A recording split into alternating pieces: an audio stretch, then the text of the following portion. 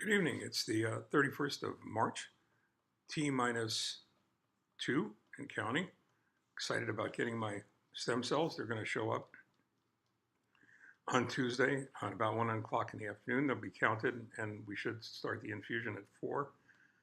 Last night was a rough night. Today was a pretty rough day. Um, Tried 3 different kinds of nausea medication. I know that's more information than you ever wanted to know, but it goes back to what we were talking about yesterday, because all of them say may cause drowsiness, so you're on your butt most of the day. Did manage to walk 2 miles today in the inside the ward in the on the wing of the hospital, and it was pretty cool because today there were 3 other patients that were in various stages of their treatment who were also walking, so we almost needed a traffic light as we were banging into each other. I did manage to bang into the door and open up a cut on my arm, which was not the smartest thing I've ever done. But the care is fantastic. The nurses are amazing. Although I did spring a leak, not me, one of the IV tubes in the middle of the night. And thank goodness I woke up and was able to call him in time before it got even messier than it was. But it's things like that that go on in hospitals that are really strange, and leave you wondering.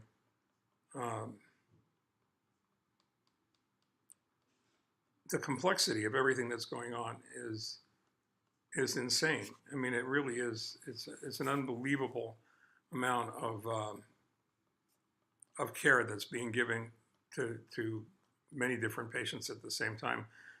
Admittedly, the patient ratio here, nurse to patient ratio here, is 1 to 3, which is, if you know anything about hospitals in the modern time, really, really an excellent ratio for the patient, and assures that you get really excellent care.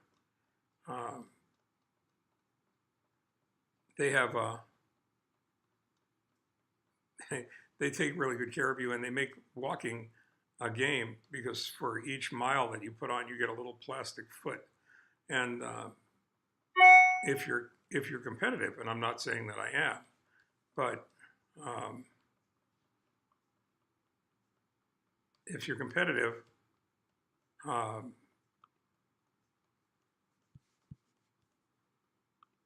not sure what just happened, but I'm back again.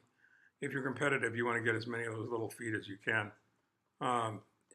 In the meantime, things have been going really well, other than the nausea and the effects of the chemotherapy, which, you know, everybody warns you about, but they're pretty significant.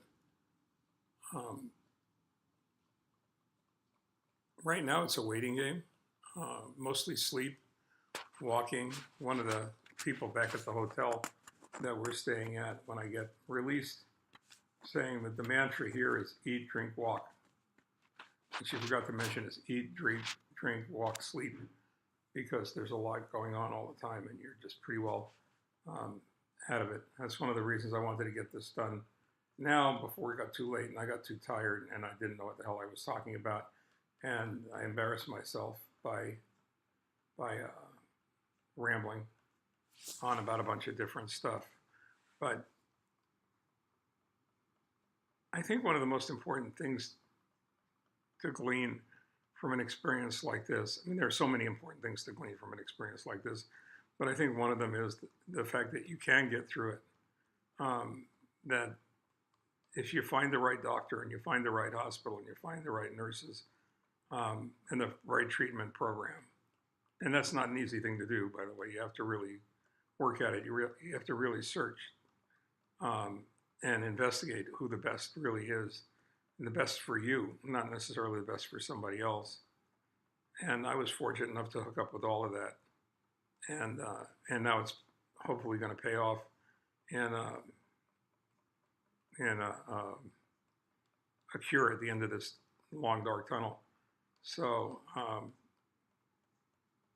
again, we're going to go ahead and have a new birthday party on the 2nd at about 4 o'clock. And I'm looking forward to that.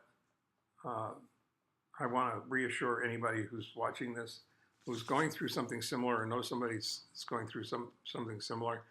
It's not easy. It's really difficult. Don't underplay its significance, but it's doable, and you can get through it.